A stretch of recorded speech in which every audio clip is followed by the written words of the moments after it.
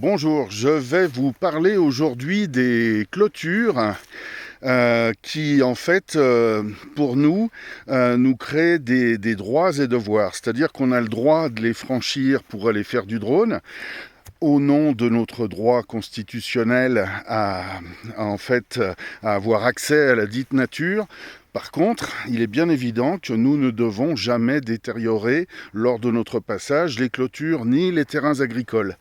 Il s'agit de bien respecter, si vous le voulez, les agriculteurs qui sont des gens extrêmement importants, parce que autant la finance, euh, elle s'occupe d'argent, autant les agriculteurs, eux, ils font du concret. Ce sont ceux qui nous nourrissent. Donc il est très très important de respecter leur travail et leur intégrité.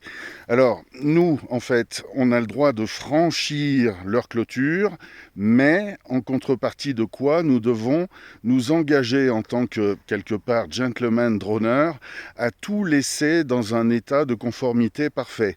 Et si jamais il vous était reproché par un agriculteur un petit peu belliqueux d'avoir franchi sa clôture, il faut savoir qu'il lui incombe, s'il considère qu'il a par exemple un élevage d'animaux dangereux, des pangolins, des taureaux dangereux, on ne sait pas quoi, en fait il lui incombe d'installer des grillages infranchissables. Voilà, parce qu'en fait, si vous le voulez, la notion d'intrusion dans une propriété privée n'est valable que pour les domiciles privés, et non pas pour les terres agricoles. Voilà, donc il faut bien comprendre ça.